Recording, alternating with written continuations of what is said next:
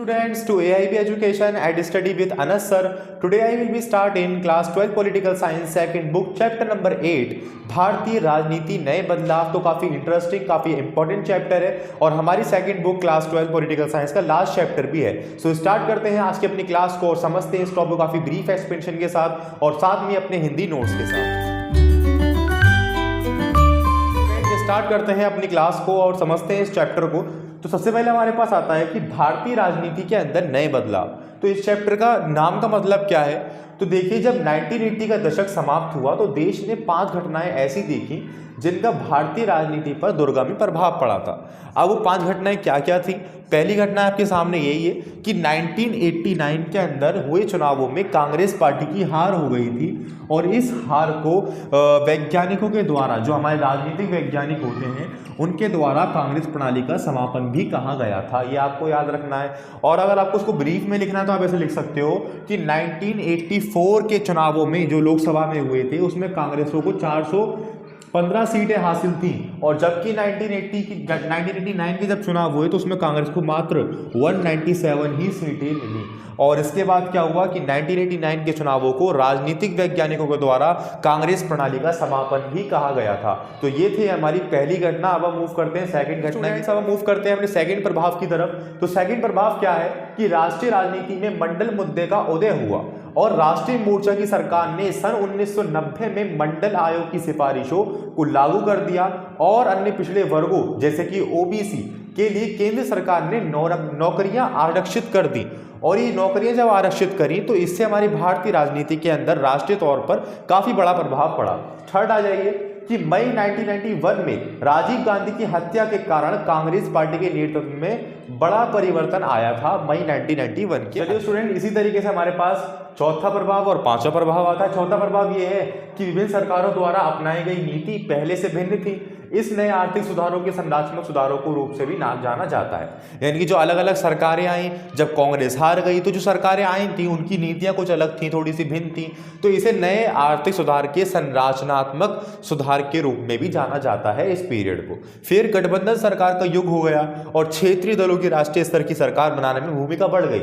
यानी कि हमारी भारतीय राजनीति के अंदर एक टाइम ऑफ पीरियड ऐसा भी आया था जिसके अंदर किसी की सरकार टिक नहीं पा रही थी। हर किसी की सरकार 11 महीने बाद, 13 दिन बाद, कुछ महीनों बाद गिरती जा रही थी और दूसरा कोई भी सरकार अपनी एक प्रॉपर सरकार नहीं बन पा रही थी। अगर किसी को सरकार में आना था तो वो गठबंधन बना रहे थे। इसीलिए यहाँ पे बोला गया गठबंधन सरकार का युग हो गया और क्षेत्रीय दलों की राष्ट्रीय स्तर की सरकार बनाने की भूमिका बढ़ गई थी। तो ऐसा टाइम ऑफ पीरियड आया था हमारी भारतीय राजनीति के अंदर। तो ये थी हमारी कुछ 5 प्रभाव जो कि उस समय पर बहुत ज्यादा प्रभावी रहे हमारी भारतीय राजनीति में।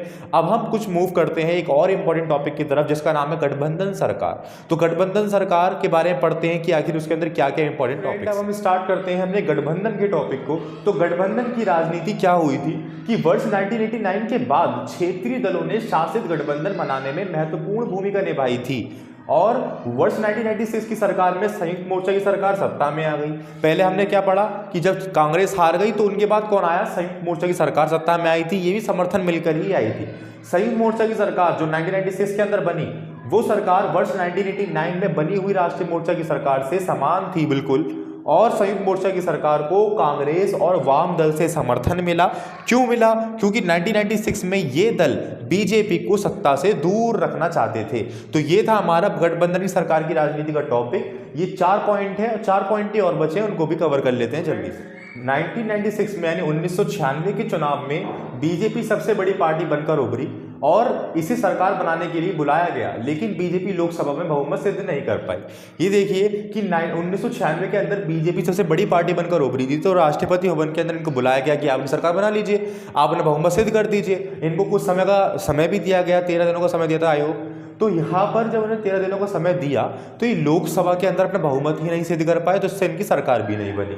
फिर मई 1998 से जून 1999 तक बीजेपी नीति गठबंधन सरकार यानी कि NDA 1 सत्ता में आई। अक्टूबर 1999 में पुनः निर्वाचन हुआ और अटल बिहारी वाजपेयी दोनों एनडीए गठबंधन यानी नेशनल डेमोक्रेटिक अलायंस या राष्ट्रीय जनतांत्रिक गठबंधन में प्रधानमंत्री बने और 1999 में पूरा कार्यकाल किया। तो ये गठबंधन सरकार के हमारे पहले ऐसे प्रधानमंत्री थे जिन्होंने अपना पूरा कार्यकाल किया था। तो और कवर करते हैं, 2 पॉइंट्स और बचे। बार गठबंधन की सरकार जिसने अपना कार्यकाल पूरा किया, अटल बिहारी वाजपेयी के बनने नेतृत्व में एनडीए यानी राष्ट्रीय जनतांत्रिक गठबंधन सरकार थी। यानी कि हमने अभी देखा कि जितने भी गठबंधन की सरकारें थी उन सभी का कार्यकाल पूरा होने से पहले ही वो समाप्त हो जा रही थी, मगर एक इन्हीं की सरकार थी कि जिन्होंने गठबंधन की सरकार के अंदर भी अपना कार्यकाल पूरा किया था। ठीक है, दूसरा गठबंधन संयुक्त प्रगतिशील गठबंधन यानी यूपीए या फिर संप्रगत। सरकार कांग्रेसी नेता डॉक्टर मनमोहन सिंह के नेतृत्व में 2 कार्यकाल पूरे हुए थे, 2004 से लेकर 2009 तक, फिर 2009 से लेकर 2014 तक पूरे किए थे डॉक्टर मनमोहन सिंह के नेतृत्व में। तो ये थे हमारे गठबंधन के कुछ इंपॉर्टेंट पॉइंट्स। तो स्टूडेंट्स, अब आपके पास ये भी पॉइंट आता है कि इन सब सिचुएशंस के होने के कारण क्या है, यानी गठबंधन सरकारों का उदय जो हुआ या गठबंधन सरकारें क्रिएट हुई, उनका कारण क्या है। तो पहला कारण ये है कि राष्ट्रीय राजनीति दलों का कमजोर होना, ये कमजोर होते जा रहे थे। सेकंड वन इज क्षेत्रीय राजनीतिक दलों का सरकार के निर्माण में बढ़ती भूमिका। थर्ड, जाति व समुदाय आधारित अवसरवादी राजनीति का उदय।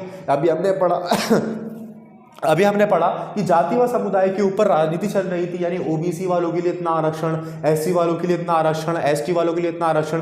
तो कुछ जातियों ने, कुछ दलों ने ये सोचा कि जनजाति के ऊपर लड़ते हैं चुनाव, तो जाति के ऊपर लड़ेंगे तो हमें बहुमत प्राप्त होगा। तो इसी की वजह से कुछ क्षेत्रीय दल बढ़ने लगे और गठबंधन बन के सरकारें बनने लगी। तो ये थे हमारे कुछ कारण। सो आई होप आपके आज ही क्लास के अंदर कोई डाउट नहीं। क्लास के लिए इतना ही। आज ही क्लास के अंदर बेसिकली हमने अपने चैप्टर नंबर 8 की शुरुआत भी कर दी और बहुत सारे इंपॉर्टेंट टॉपिक भी कवर कर लिए। लगभग हमने गठबंधन की सभी चीजें कंप्लीट कर ली। सो आपकी भी समझ में आई होंगी। बट फिर भी अगर आपको किसी भी टॉपिक या किसी भी पॉइंट के अंदर कोई भी डाउट हो तो आप मुझे कमेंट सेक्शन के अंदर जरूर बताएं। अदरवाइज मिलते हैं नेक्स्ट क्लास के अंदर। बट आप मुझे ये बताएं कमेंट सेक्शन के अंदर कि आपका पॉलिटिकल साइंस का प्री बोर्ड का पेपर कब है, फिर मैं उसी के हिसाब से अपनी क्लास डिजाइन करूंगा पॉलिटिकल साइंस के। अगर किसी बच्चों का पहले होगा तो इस चैप्टर को मैं जल्दी अपलोड कर दूंगा, यानी कि बिजनेस स्टडी की जगह पे मैं इसको अपलोड कर दूंगा सुबह के समय, और शाम को बिजनेस स्टडी कर दूंगा या फिर जो भी कुछ निकलेगा। बट आप मुझे बता दीजिए, फिर मैं उसी अकॉर्डिंग अपनी क्लासेस को डिजाइन करूंगा। तो मिलते हैं इस क्लास के अंदर, कंटिन्यू करेंगे अपने चैप्टर को, समझेंगे इसी तरीके से एक्सप्लेनेशन। Thank you.